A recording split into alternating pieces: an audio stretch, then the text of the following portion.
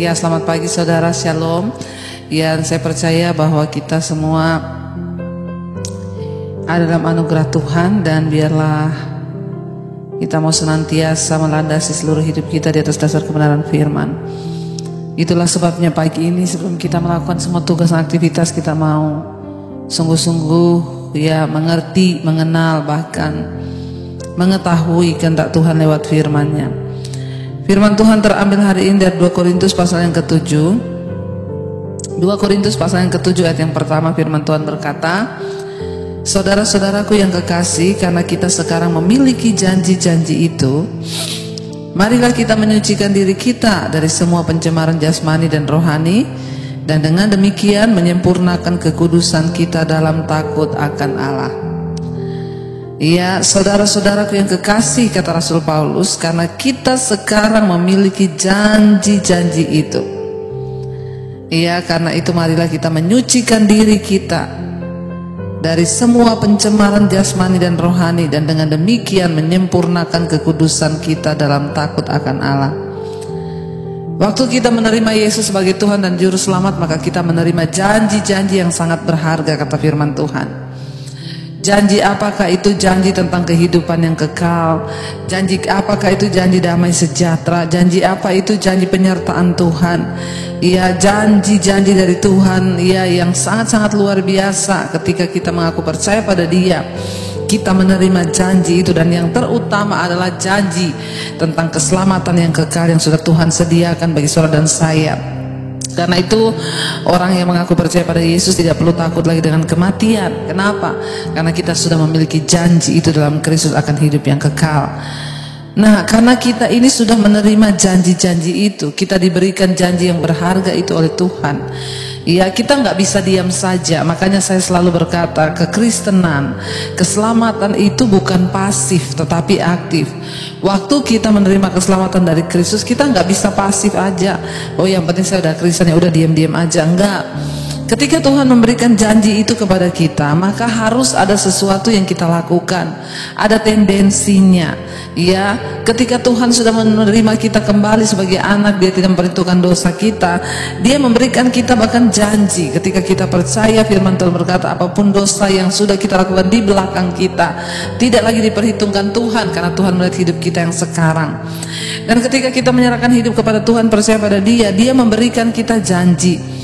Ya, janji tadi akan keselamatan, hidup dalam kelimpahan, ya pokoknya janji-janji yang berharga dan mulia, terutama keselamatan kekal bagi setiap kita yang percaya. Nah saudara, karena kita sudah diberikan janji yang berharga dan yang begitu besar, dan ini bukan janji manusia tapi janji Tuhan. Ya, kalau manusia yang berjanji pasti bisa ditepati, tidak ditepati, pasti bisa diingkari. Tapi kalau Tuhan yang berjanji, Tuhan pasti akan menggenapinya. Nah, karena kita sudah memiliki janji-janji Tuhan yang berharga itu, maka dikatakan marilah kita menyucikan diri.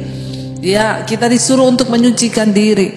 Langkah awal untuk kita bisa mencapai perkenanan Tuhan dan garis akhir dalam hidup ini, setelah orang bertobat menerima Yesus, maka langkah awal adalah apa? Marilah kita menyucikan diri kita dari semua pencemaran. Ayat ini tidak dikatakan hanya marilah kita meminta Tuhan menyucikan kita, tidak. Ya, tapi ayat ini berkata marilah kita menyucikan diri. Berarti ada tindakan aktif dari kita sebagai orang percaya untuk menyucikan diri kita. Ya, jadi bukan hanya menunggu Tuhan yang menyucikan, kita sudah disucikan ketika darah Yesus pertama kali kita terima. Ya, tetapi di sini yang terpenting firman ini berkata, marilah kita menyucikan diri. Ya, ini adalah sebuah kata ajakan. Ya, marilah kita menyucikan diri, saudara. Ya, menyucikan diri itu berarti kita lah yang harus menyucikan diri kita.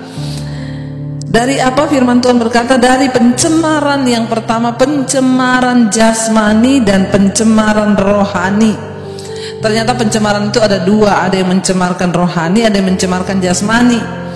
Kalau mencemarkan jasmani kita tahu itu sudah dosa, percabulan, kenajisan. Makanya saya mau berkata, kalau masih umur-umur ya yang belum cukup waktu untuk pacaran, tidak usah pacaran dulu bagi anak-anak muda, supaya kita nggak jatuh dalam dosa-dosa pencemaran jasmani ini. Ya, jadi kita pacaran itu kalau memang sudah yakin itu jodoh dari Tuhan atau bukan, baru kita berjalan, supaya nggak ada kisah-kisah putus di tengah jalan setelah 5 tahun berpacaran, ya. Nah, saudara, untuk menghindari pencemaran jasmani, kenajisan, percabulan, apalagi pencemaran jasmani itu, ya, pencemaran jasmani itu saat ketika kita melakukan tindakan-tindakan yang luar kebenaran firman. Kita dipanggil untuk menyucikan diri dari pencemaran jasmani dan juga pencemaran rohani.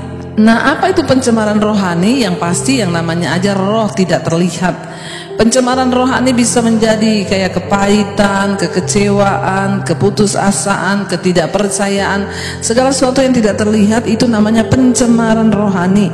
Firman ini berkata, marilah kita menyucikan diri kita dari pencemaran jasmani dan rohani, dan dengan demikian menyempurnakan kekudusan kita dalam takut akan Tuhan.